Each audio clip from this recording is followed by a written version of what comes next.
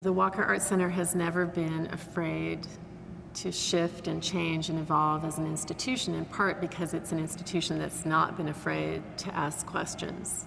When you ask questions, it leads. It leads to change, it leads to evolution.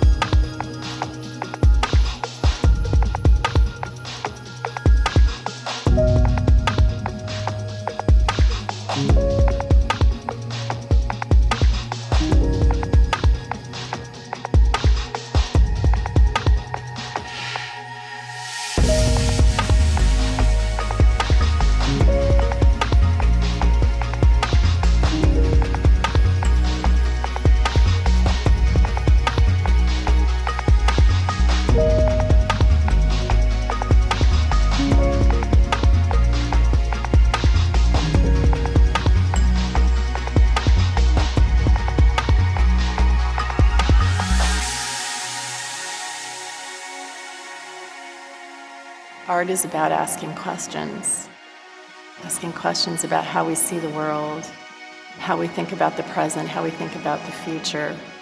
It's part of the DNA of the Walker to not only question, but to challenge the status quo, to ask why, and to ask why not.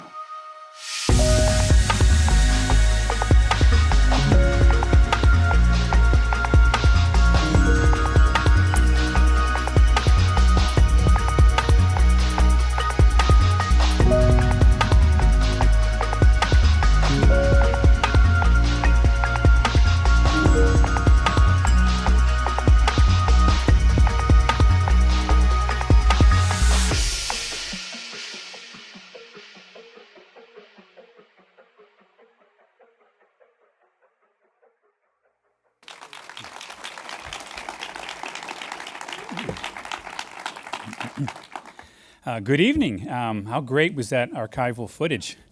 It makes me think that there should be a 1973 night at the Walker at some point. 1973 was legit.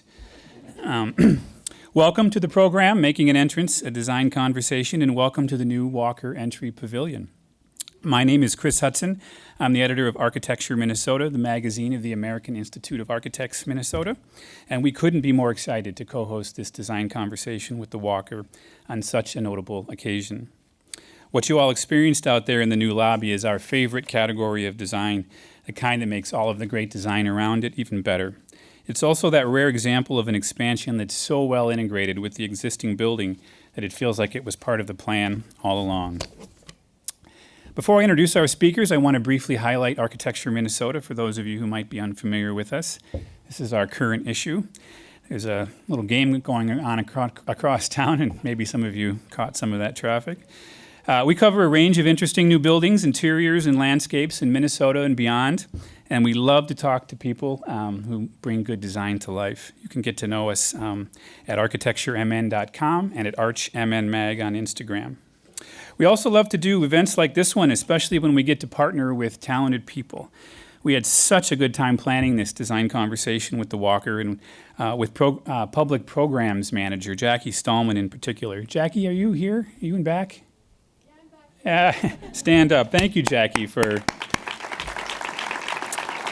doing about 90% of the legwork for this great event. Jackie brings great energy and ideas to her work, and we're thrilled to be collaborating with her and others at the Walker on two more programs in 2017. One that will celebrate the completion of the Walker landscape renovation, and the other, the transformation of the Minneapolis Sculpture Garden. So stay tuned for information on those. We have a few people to whom we want to extend special thanks. First of all, our publisher, AI Minnesota Executive Vice President Mary Margaret Zindran. who's been so invaluable to the development of this program and our growing partnership with the Walker. Mary Margaret, right here, stand up. Thank you, Mary Margaret.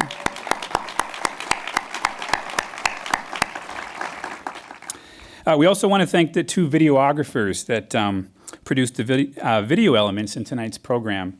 Peter Vondelindy, with assistance from Mark Ofstoon and Walker Media producer Andy Underwood, did that amazing opening film short, and Ryan Seamers filmed a series of questions that Walker members and employees have for our panelists this evening.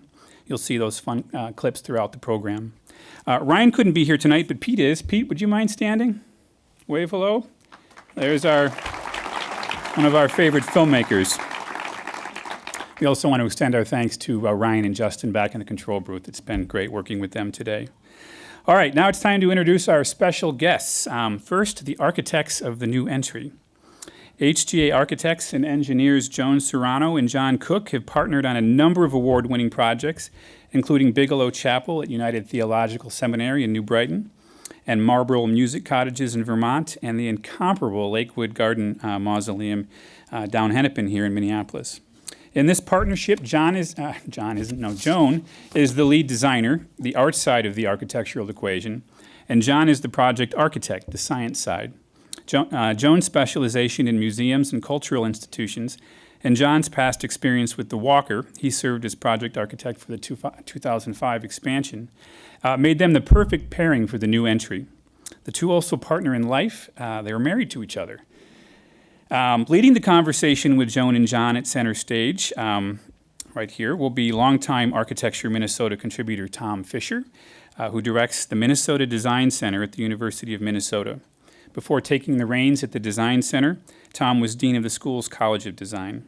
The title of his latest book, Designing Our Way to a Better World, tells you everything you need to know about the scope of his design thinking. But before we bring Joan, John, and Tom to the stage, I want to introduce the person who orchestrated not just the making of the new entry, but also the larger landscape renovation it's so beautifully integrated with. Walker Art Center Director Olga Viso. Olga came to the Walker from the Hirshhorn Museum and Sculpture Garden in Washington, D.C. in 2008, a few years after the opening of the Walker's 2005 expansion and the demolition of the old Guthrie Theater in 2006. There were several important issues to resolve in the wake of those changes, so Olga engaged a handful of designers and artists from around the world for their ideas on how to best unify the campus and strengthen its connection to the Minneapolis Sculpture Garden. She's here to tell that story tonight. Let's give a big warm hand to Olga as she comes to the stage.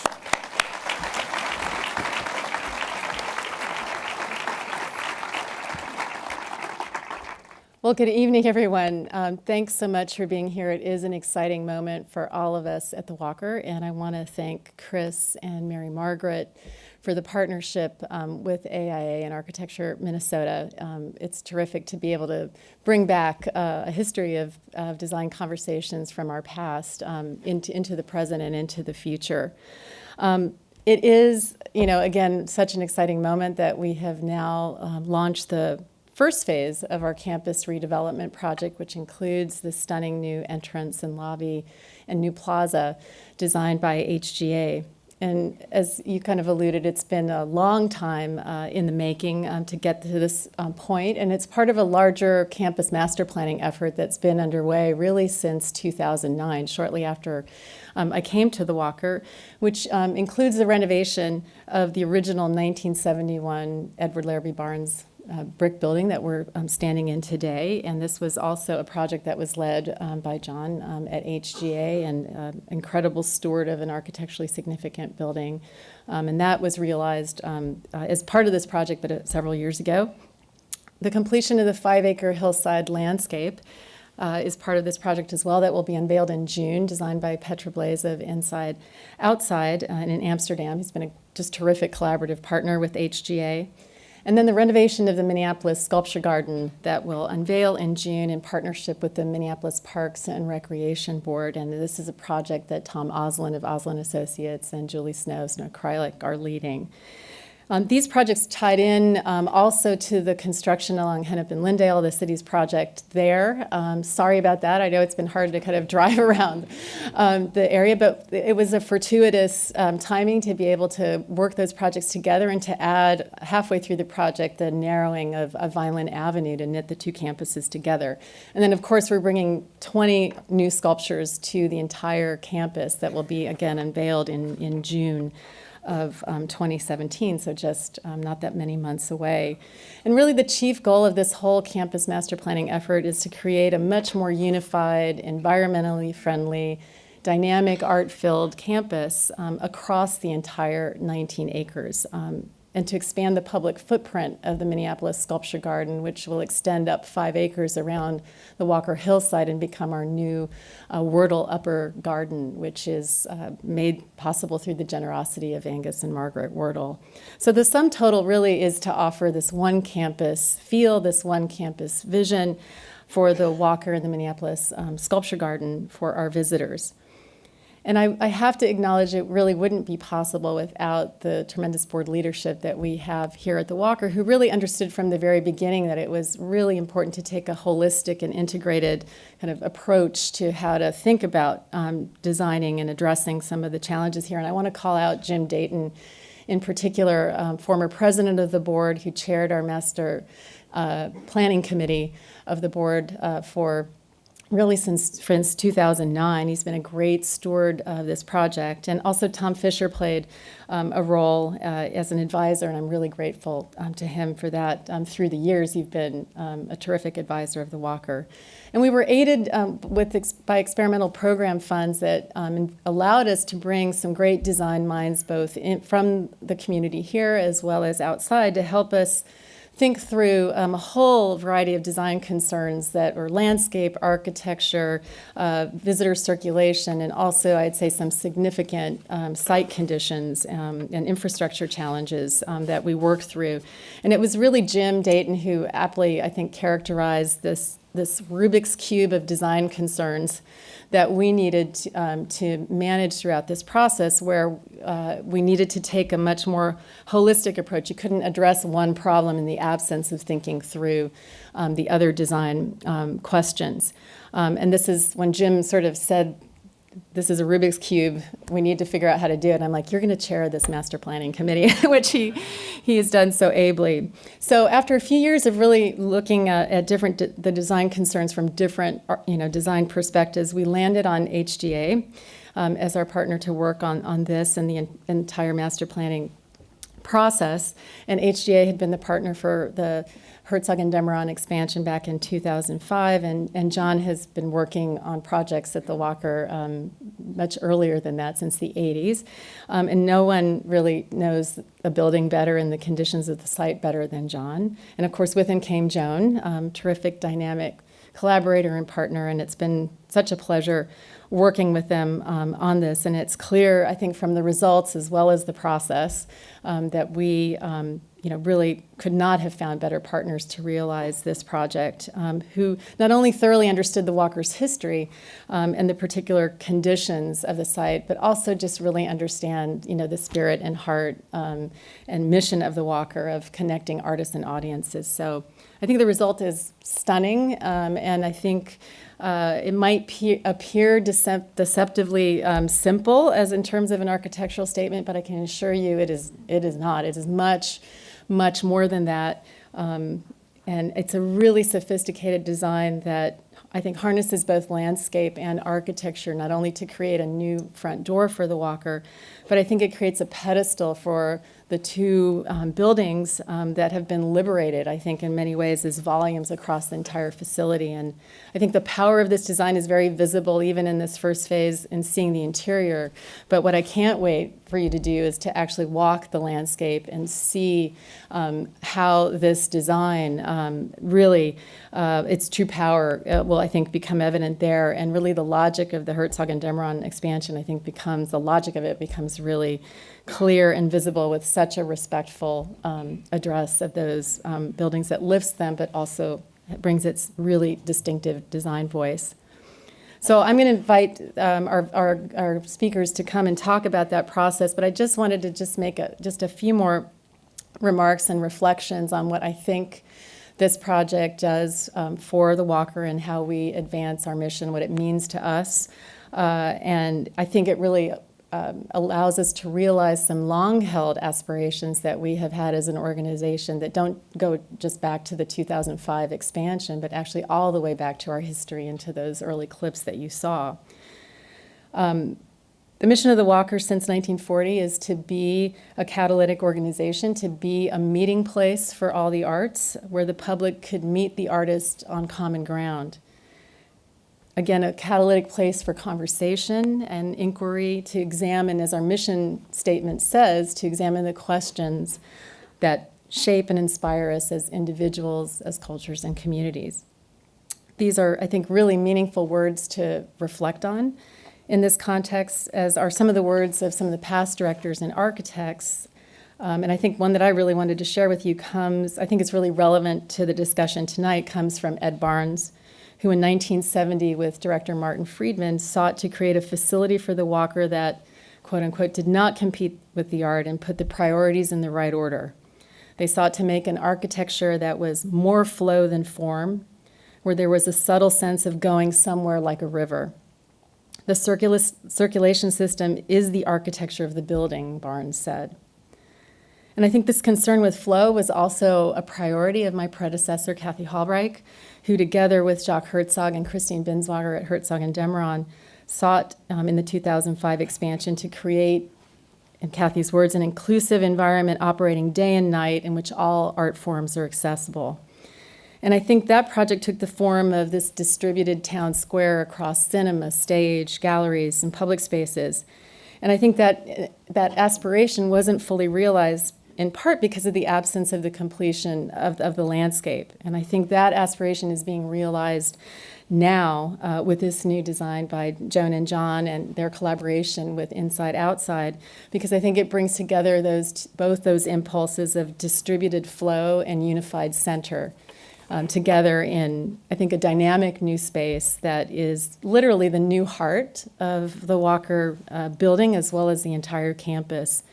And it's a space where inside and outside, above ground, below ground, cinema, stage, garden, galleries come together in this very convivial social space that we are just incredibly excited to share with you. So I'm so glad you're here, and it's now my great pleasure to welcome Joan Soranno, John Cook, and Tom Fisher to the stage.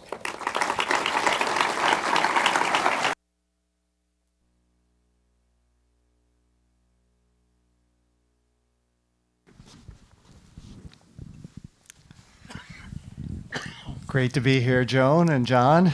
It's wonderful to talk about your work in the midst of it. So, and Olga, thank you. I mean, great architecture takes great clients, and none of this would have happened without your vision. So, thank you. We're lucky to have you here.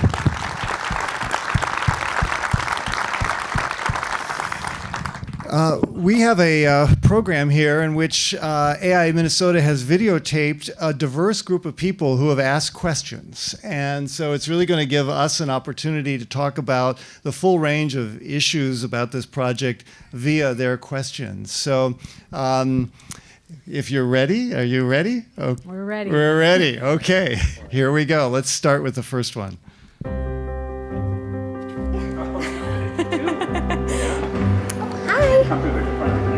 My name is Emily Hippis. At the Walker, I am a volunteer information guide.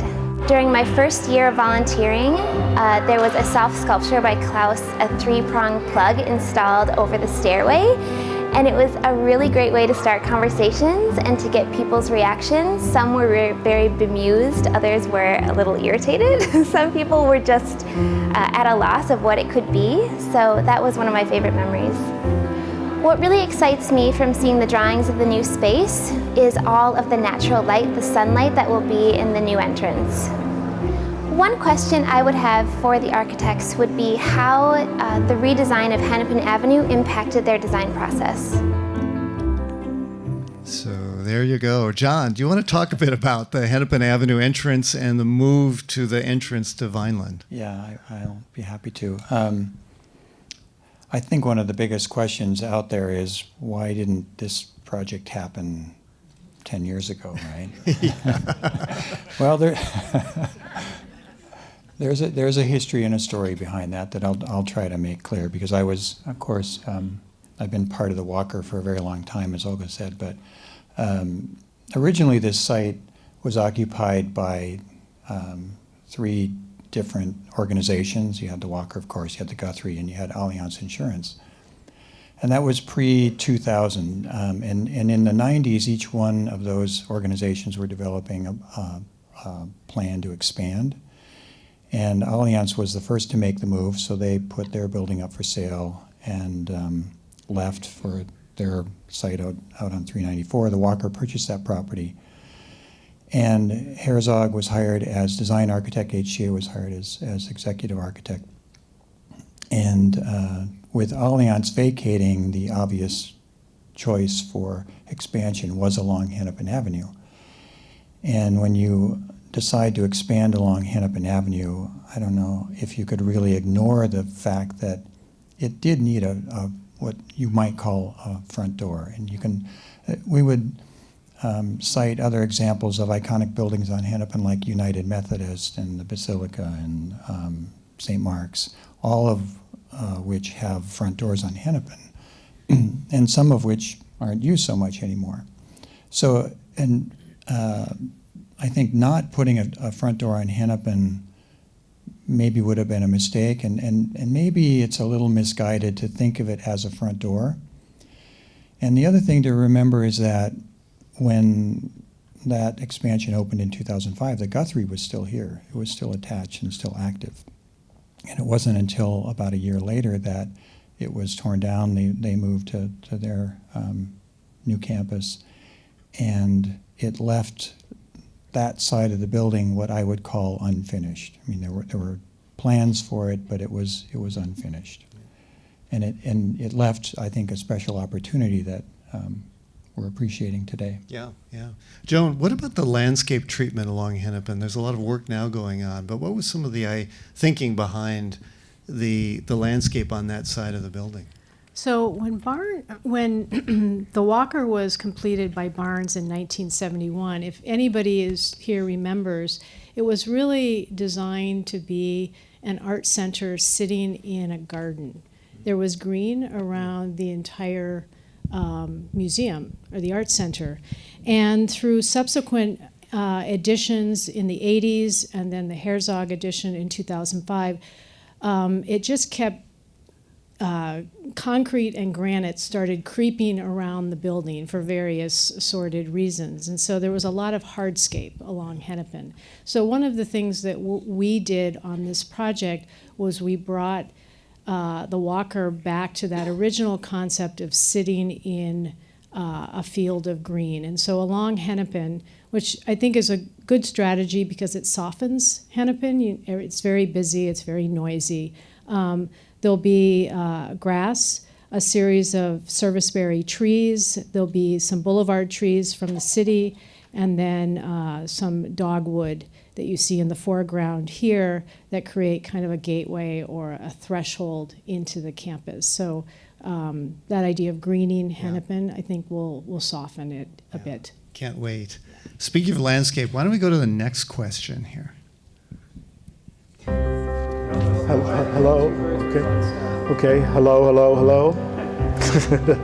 My role here at the Walker is I'm a gallery assistant and I'm also an arts educator. My earliest memory of the Walker specifically is seeing the Picasso and American art exhibition. I'm an artist myself, a painter, and I really respected and enjoyed seeing the influences of Picasso upon all of the abstract expressionist artists that they had. I think the gift shop's a great place to go and just really see kind of new things and really be inspired and aspire to. What intrigues me most is as soon as you come into the parking ramp, there's that glass wall and you can see right through the new sculpture garden and see the Spoon Bridge and Cherry. I think that's going to be a pretty majestic kind of view as soon as you come in to enter the building.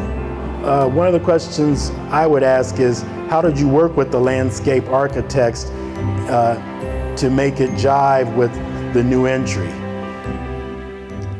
So Joan, what was it like working with Inside Outside, and how did that influence your design?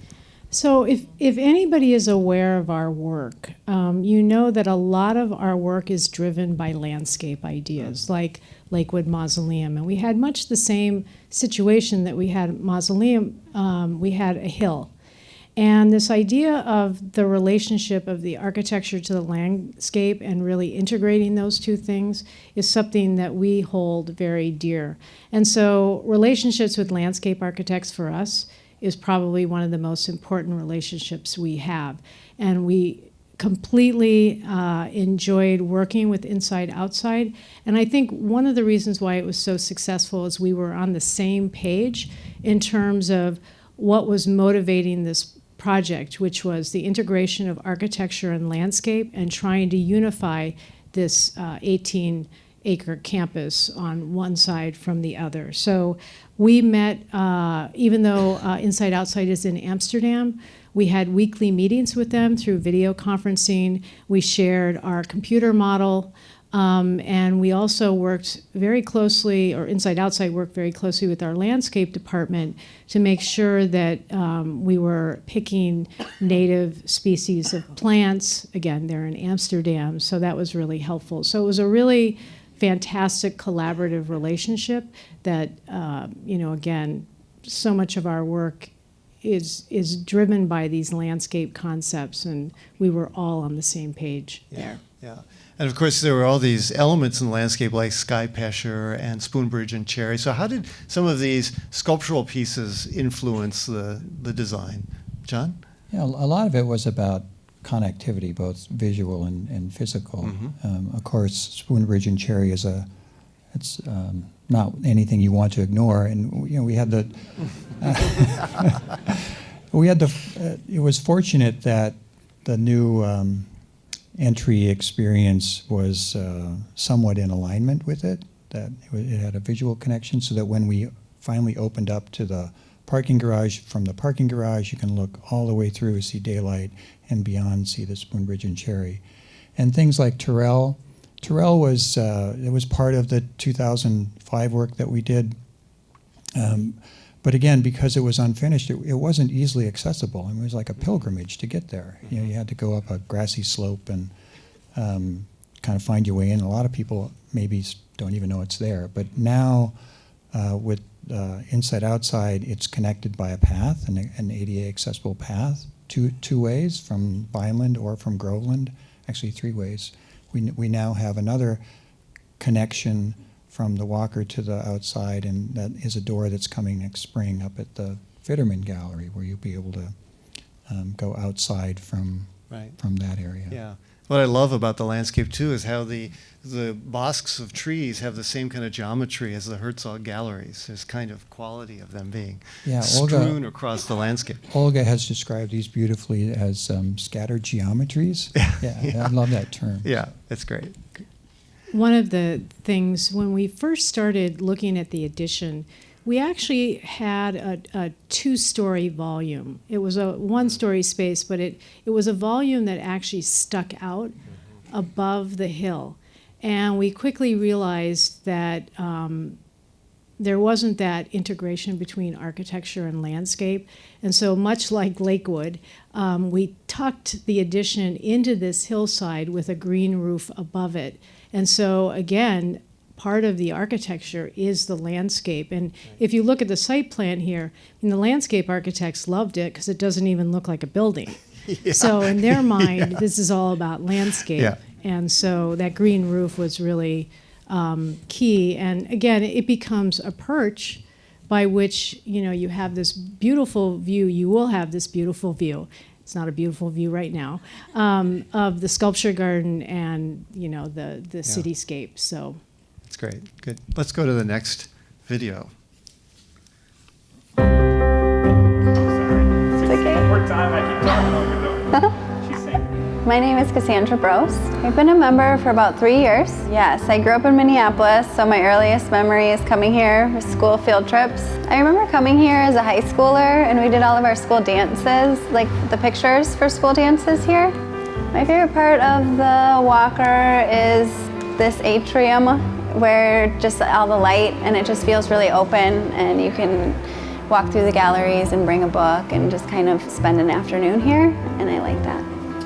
I have seen the drawings for the new design, and what I like best about them are just all the glass, and it just feels very open, and I think that lends to a feeling of just open community and that this is a space for everybody.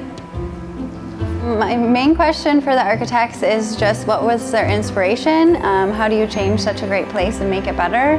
And where do you derive that inspiration from?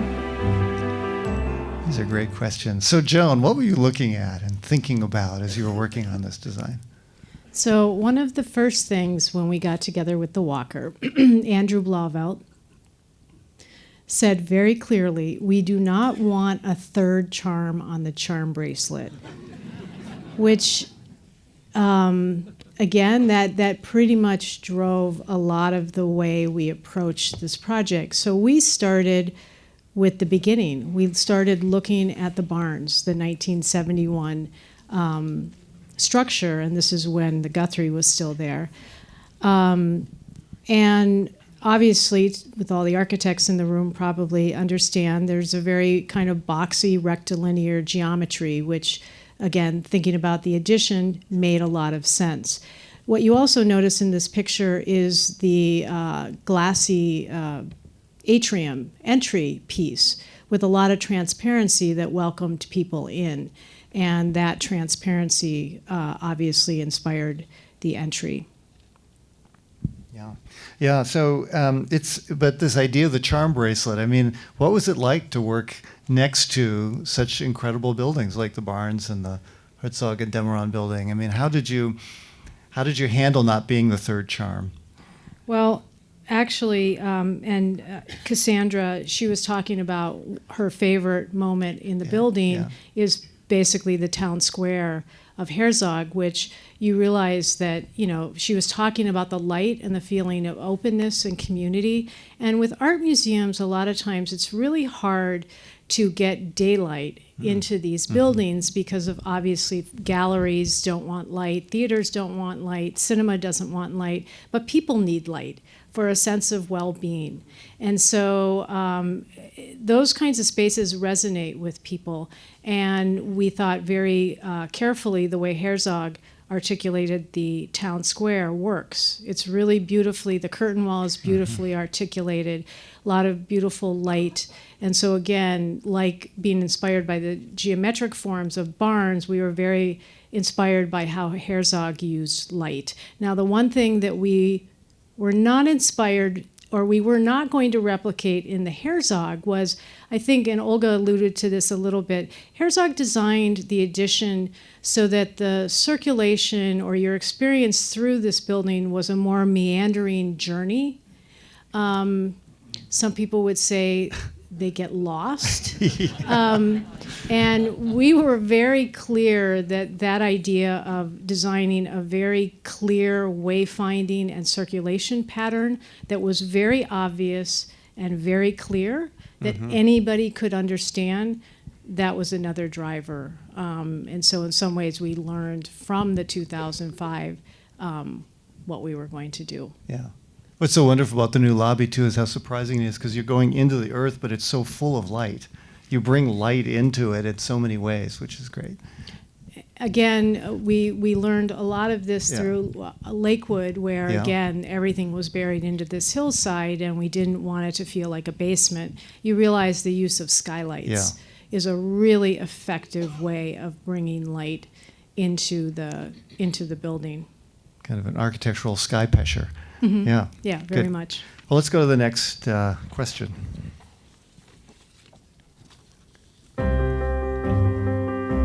But that's where you want me to keep me, right? You want to do a slightly off thing. Yes. Okay. Yeah, I can maybe make up something there. My name is John Dwyer. I'm an architect, and I run the Dunwoody Architecture Program.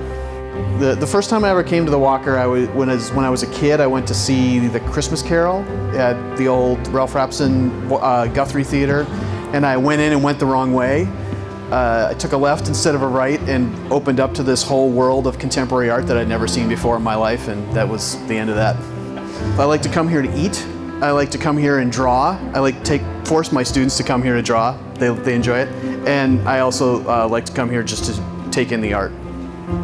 The first question I have for Joan and John is about entry. I have had the great experience of being in several of your works, and all of them have a very powerful threshold.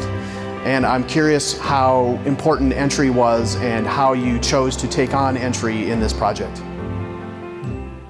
So Joan or John, so let's talk about that vestibule, the yellow vestibule that we all pass through. How did that evolve? Where did that come from? Where did the color come from? Could you talk a bit about that?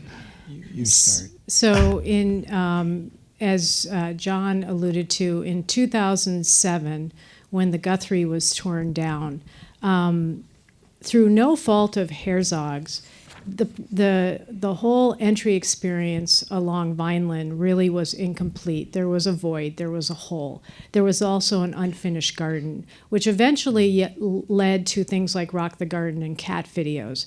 So which incredibly successful, in a garden that really wasn't completed. And if that garden had been completed in 2007, those things would have never happened. So in some ways, it's like moving into a house. We always encourage homeowners to live in the house before they do any big plans, because a lot of times that drives some of the ideas. So in terms of the expansion, so we knew we wanted a lot of glass and a lot of transparency. So we created and again, you can see the before lacked a certain identity. You didn't even know it was the Walker, and the front doors were actually along the west facade, so you couldn't even see them. So again, what we did with the expansion is really open up that face so people can see inside. They can see the cafe, they can see the entry, they can see activity.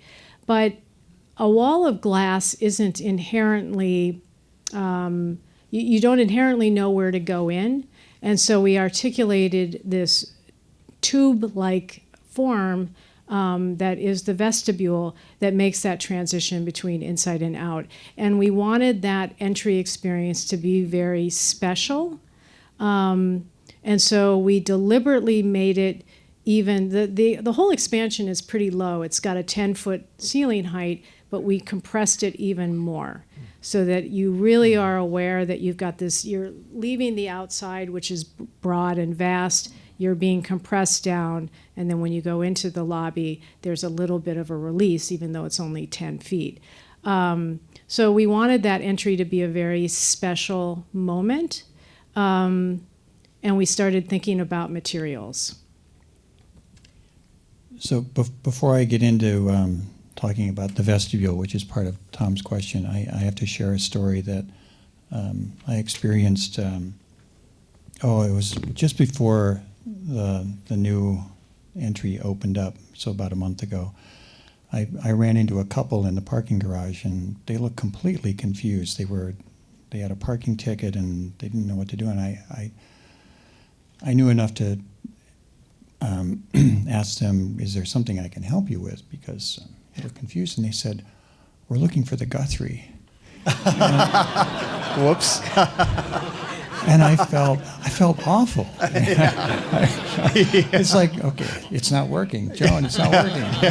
We got a Walker sign outside the front door, and there are people still looking for the Guthrie. That's so depressing. Yeah, I know. It's like that amputated limb that you think is doing. So the vestibule. So I'll give an abbreviated version of this, but the conceptual design of the vestibule is simply this tube, like Joan said, with a bronze exterior skin and this shiny liner. And when we're going through this design and investigative stage on the project, there's a lot of conversation going back and forth between me and Joan. And when she says she wants something glossy and shiny, and a lot of depth, and maybe some color, so we start to talk about things like, well, the easiest thing is like back painted glass, because glass is shiny It has depth to it because of the colors on the backside.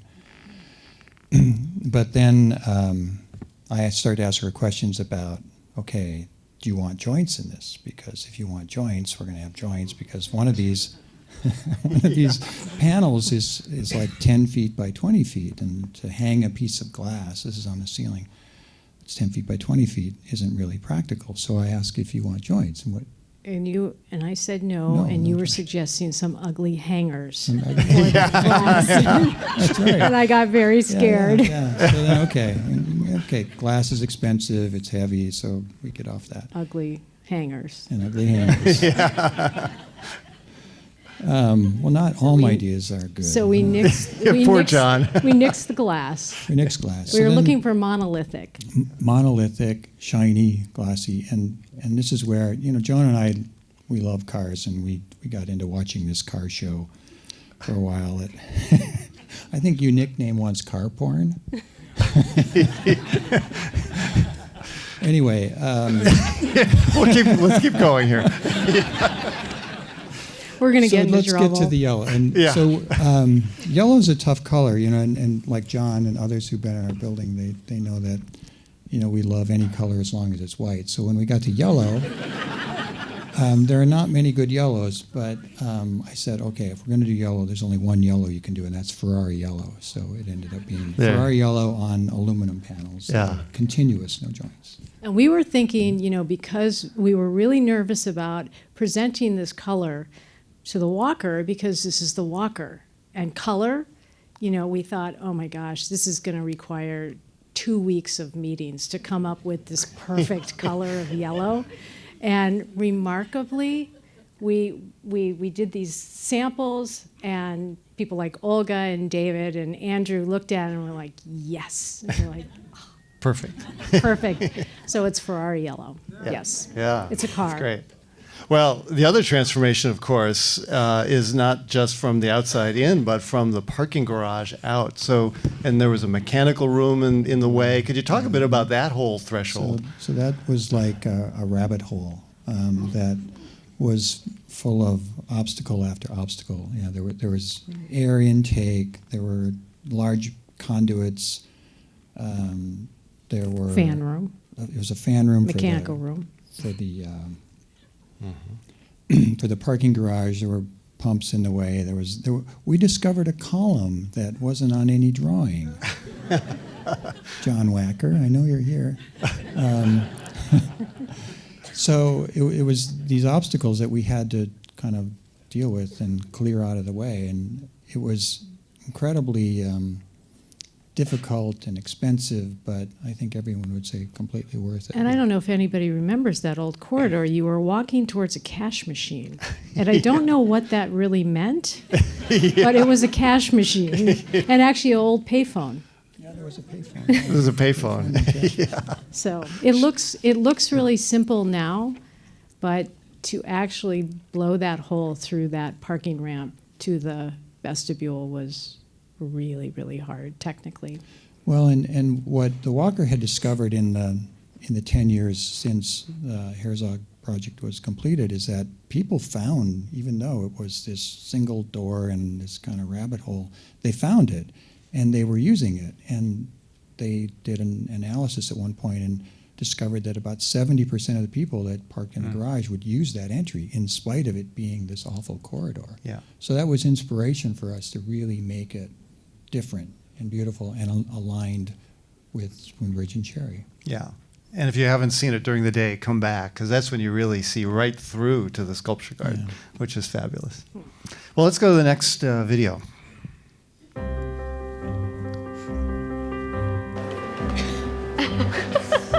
No question. Right question. Here's the next question. Say, if I could change one thing, what would it be, Devon? If I could change one thing, it would be to change the seats in the filming area to beds. I like the art lab because other parts of the place you could see art and stuff, other people's feelings. But like when you go into the art lab, you can express your own self, not somebody else. Well, one of my favorite spaces is the Cargill Lounge. Just amazing to sit under some of the installations that have been installed in the ceilings, and we have spent time laying on the sofas and looking up at crystals hanging from the ceiling, and we've looked at the plug from the wall, and it's just a great space. Just being able to wander around the permanent collection as well, because it starts to feel like home, especially to bring the family there and to be able to see pieces again and again and again, and they go away and they come back again. I think that's one of my favorite experiences in general. We can't play with you. Okay. Okay? Okay, what's the next question?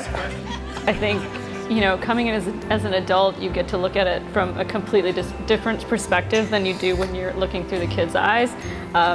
They're so constantly amazed, and they are always excited about what they're seeing, and especially the shop downstairs. Through my eyes, I have a set of eyes that I have to explain everything to. And maybe not everything, or some things I get very excited about that I get to explain to them. So that's really rewarding. And it really forces us to take on a deeper level of appreciation and do a little more research. And we really like the new walkway for all the sculptures. It would be really fun to look at all the sculptures. It would be really nice. I would ask if I could help in painting. Yeah. And I'd be interested in asking the architects what their vision was for people walking into the new space, what their idea was that they wanted people to feel. Yeah, I like that too. How did you get inspired by it? Oh my. Oh man. As someone who had 2 daughters, I can feel their pain. Oh man. Are they here? Yes. Oh, there they are, the Langs. Hey. Great job. Great job.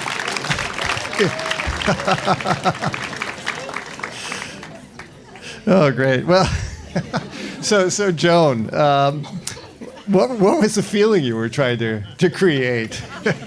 Just for all ages. I think we should have those kids answer. Yeah, exactly. Much more amusing than me. I think a lot of contemporary art centers and museums have this reputation of being intimidating. I think for a lot of people, just whether it's the art or even the architecture, sometimes feels like a barrier for people. And so one of the overriding concepts here was to make this expansion feel very welcoming, very open and inviting, very comfortable, very stimulating, and logical. If we think of welcoming, obviously all the glass, the transparency, provides a sense of openness for people arriving, and then once you're inside, you can connect out to the garden. The idea of comfort is reflected in things like the materials, the wood that we used in the restaurant, and the sense of intimacy within the addition itself. Stimulating even these poofs that you can see right outside this room. Just watching kids and adults play with those poofs brings a smile on my face, because people are really engaging with the building and the furnishings. And also things like the art wall, which will be changed every 12, 18 months. And then logical, as I mentioned, we wanted the wayfinding to be very straightforward and very obvious. So the restaurant, all in wood, I mean, there's almost no wood in the Walker. How did you arrive at a wood-clad, wood-finished restaurant like that? We were admittedly a little nervous about introducing wood to the Walker, because again, try to find wood. Try to find any natural wood in this entire, I don't know how big, this building is about 250,000 square feet. And obviously wood is a very natural, warm material. And so we were admittedly a little nervous, but we kind of got over that fear by, again, applying the wood in such a way that kind of upheld the contemporary details of both Barnes and Herzog. So in the restaurant, you'll see the wood floor, actually it kind of runs up the walls and up the bar. So there's this very consistent single palette of wood. The walnut is very warm and dark, and I think will create a really nice environment for the restaurant. But even though it is a material that you don't see here, I think it's still. I was frankly relieved when I saw it. When it was actually done, I'm like, whew, looks okay. It doesn't seem odd. More than okay. It looks fabulous. Yeah, absolutely. So how does that space function? So will the restaurant be able to be open, and then can you close the museum off? And how does all of that function work on different times of the day or week? Yeah, that foyer space and the connection to the parking garage is it's open as long as the garage is open and as long as the sculpture garden is open. Oh, okay. So, and the way it's separated, there's a giant pocketed rolling door, it's 40 feet long, that closes off the museum from that foyer space. And then there are other security measures for the cafe space or the restaurant space itself, not unlike that in the gift shop at the other end of the building. Yeah, good. We tried to make these spaces as flexible as possible. So in Bazinet, the lobby right outside here, obviously all the furniture is pretty lightweight and can be moved out to accommodate, large parties or a band. All the lighting is calibrated to both daytime functions and nighttime functions. So we actually have separate lights that are very cool for the day, and then they are all calibrated so at night they get warmer, both the cafe and Bazinet. And then even things like the information desk. I noticed at Avant Garden, again, on the west side of the desk, there was visitor services helping people, but then on the other three sides, it was actually the buffet where they were serving food and drink. Yeah. So again, we tried to take into consideration that these spaces had to be flexible for a lot of different uses.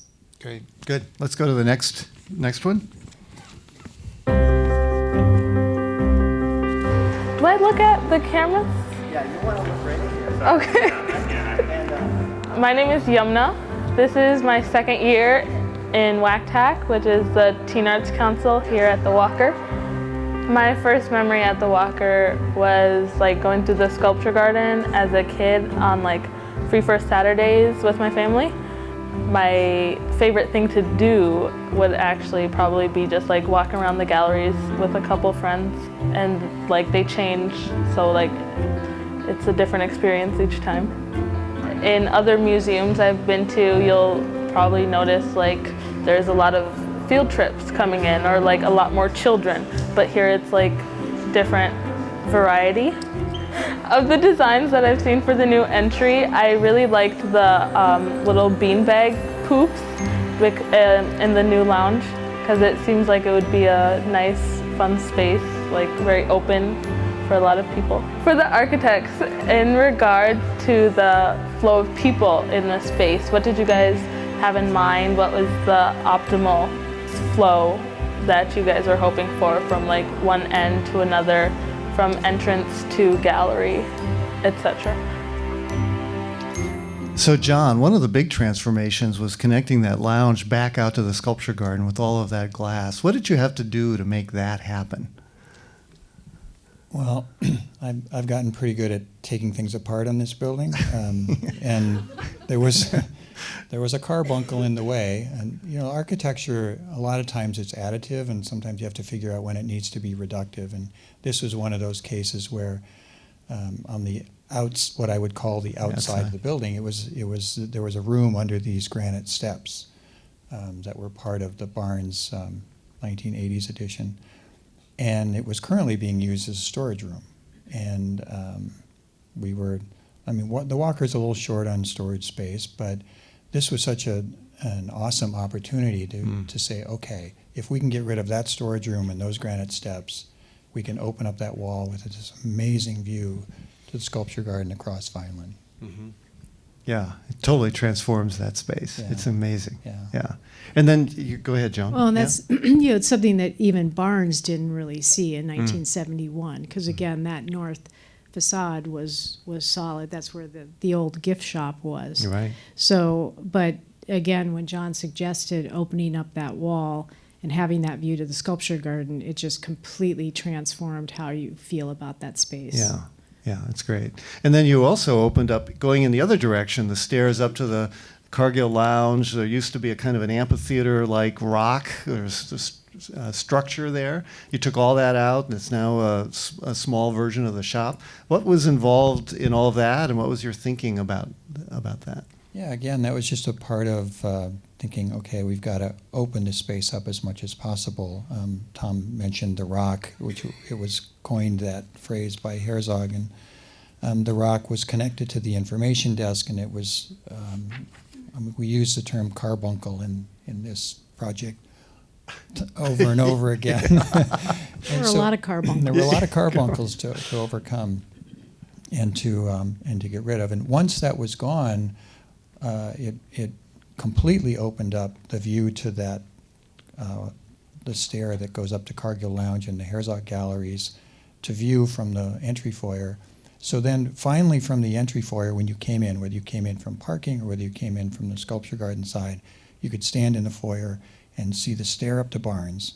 It's a very clear direction to Barnes, and you can see the stair up to Herzog and those galleries up there. Right. So that was a really pivotal moment. Well, and again, this was all by removing the rock, it makes wayfinding easier because you can see where you're going. The rock was in the way of the Cargill stair. So if somebody came in the old entry, it's like, how do I get up to the Herzog galleries? You couldn't see it. Mm-hmm. And now removing that, it's really straightforward. Right. So a lot of this stuff is just clarifying things like that. Yeah. So it's just not as confusing. Yeah, which you two do so well. It's amazing. Anyway. I think most architects would figure that out pretty easily. Yeah. Yeah.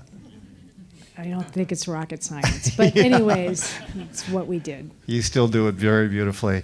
Let's go to the next one. Let me think about that. I think my favorite space in the Walker is the corridor by Hennepin. I go there sometimes during my break to just see the outside world, and yeah, it's beautiful. Okay, so I think as museum professionals, we have to be aware of the barriers that exist. Museums can be kind of intimidating places. So when we have an amazing entryway that will just bring people in with really great, the doors and the signage, and there'll be like this great inviting kind of space where people can sit, is how I understand it. That I think will be fantastic, because then we can just start programming in those spaces. So we can have like smaller public programs, maybe in the lobby, that, if you happen to be there, you can just kind of pop in and see what's going on.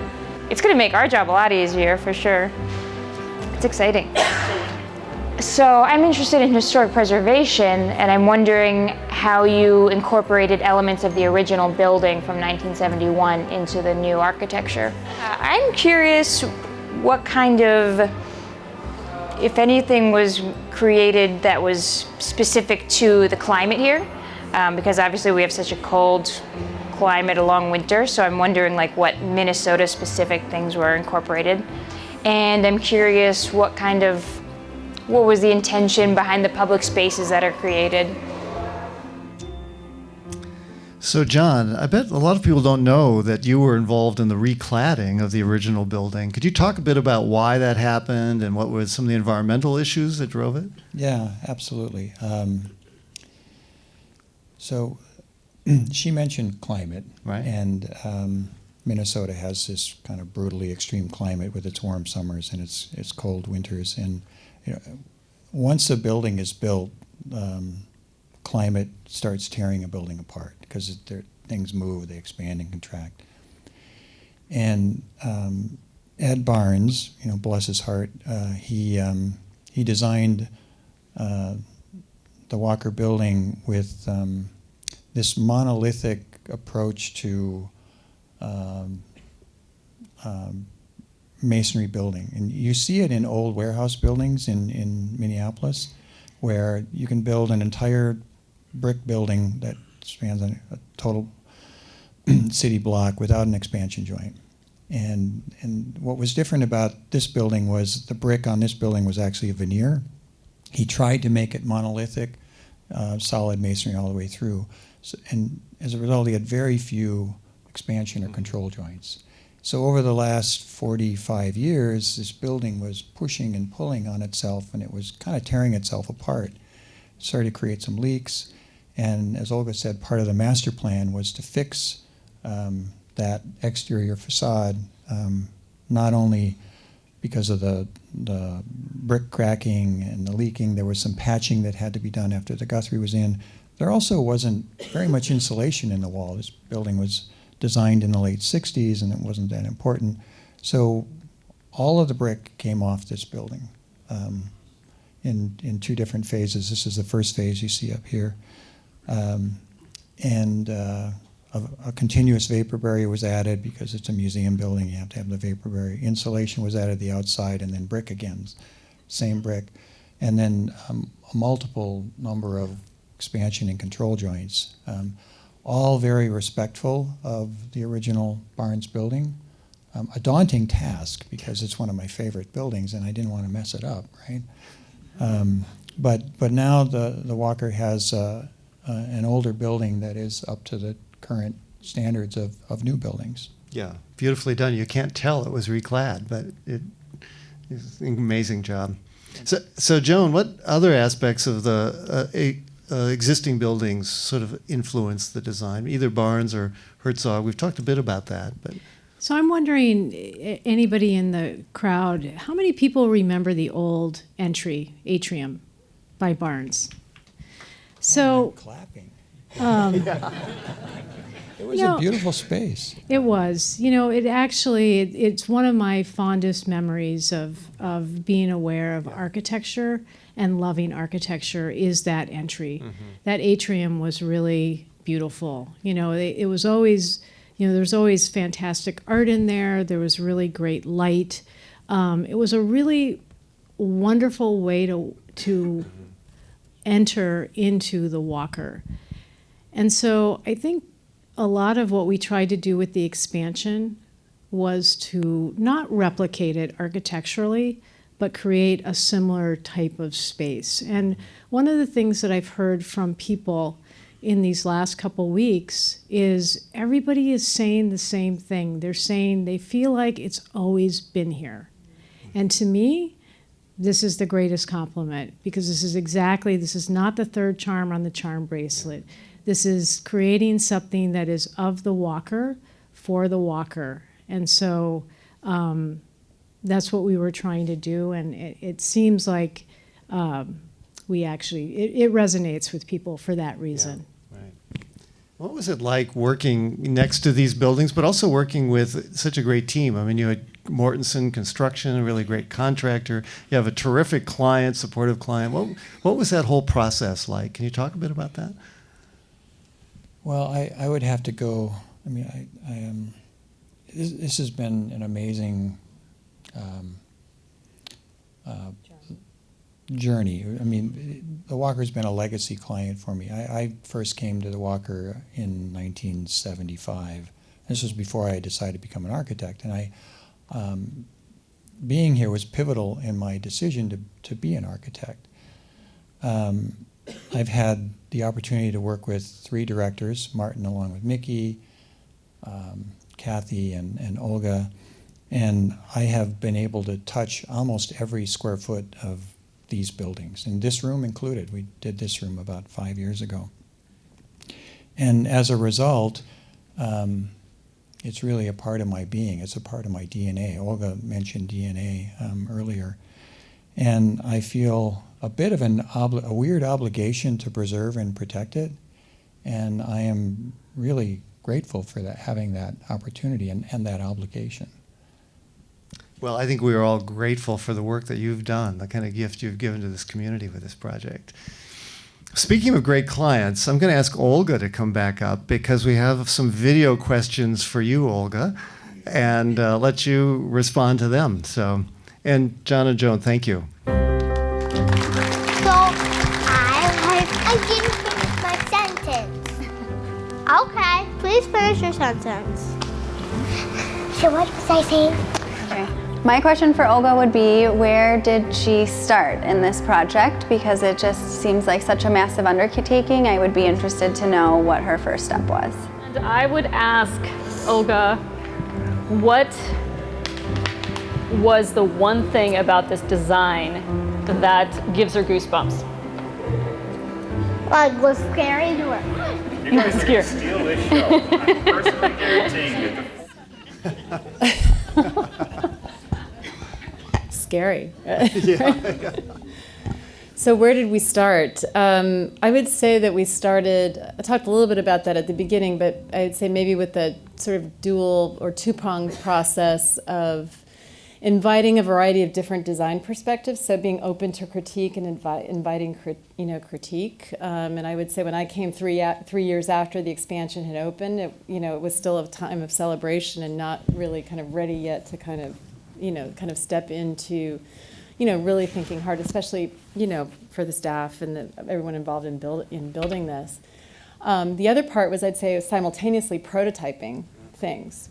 And so, we had a process where we invited both formally and informally, people from different design backgrounds and experiences to help us. Whether that was Ai Weiwei, who we had engaged to kind of, from an artist perspective, to kind of look at the whole site, David Adjei, Walter Hood, who was in town giving a talk, so really invited those kinds of perspectives. And then also we did a design charrette with architects and programmers and curators and artists in our local community to think about how we might develop that hillside, which led to our open field project and a kind of intermediary design that Vince James and Jennifer helped us do, which allowed us to experiment programmatically, and explore this idea of trying to create a programmatic park instead of a more traditional sculpture park, which I think drove us, rather than that compunction to fill the space, which when I came to Minneapolis and came to the Walker, the Guthrie had just left, and so there was this desire to just fill it. And I think the programming experimentation that we did was really about openness, about creating kind of open space and kind of creating a more dynamic central nexus or, an entry, but keeping this informality of the space, but providing shade and elements to, so again, that prototyping and dialogue. Again, from different, as I think you can see as you walked through all the different design challenges, it required lots of collaboration. And I should mention Alex Miller also, who did the lighting design. You're seeing it inside, but also you'll see it outside. I think it's been a great process. So to go to the second question of the one thing that gave me goosebumps, yeah. I'd say there's two. And there's one time I cried, but the day that we opened to the public on November 11th, and the plastic was pulled off the yellow vestibule, and we had always been talking about, you described it always as a sense of compression, but when that plastic was pulled off, and if you stand in that space and look above, it becomes double high, like the reflection of the space, it just opens up. So you have the space of compression, but then also becomes this really wide expanse. And I really got goosebumps at that time. And I think the other one I sort of alluded to earlier was the first time walking on the hillside outside and seeing the architecture and the landscape together, creating this volume that then creates this pedestal for the other two buildings that unlocks these volumes, and you start to sort of, the building becomes just much more dynamic and across the whole campus and connects to the garden, to the conservatory. So that unifying logic was an amazing moment. And then the time I cried, sounds really silly, when I saw the information desk arrive, the first piece of furniture, and I just lost it. And it was, the first moment after so many years of planning where you really could see that this is the beginning of the public face of opening up this space and sharing it with our community. So that was 3, not 1, but. That was great. That was great. Thank you. Thank you all. Mm-hmm. And thank you all for coming. We'll stay around if you have other questions, but really appreciate your attention. And thanks to the Walker and Joan and John and AI Minnesota. Especially to the Lang family. And the Langs.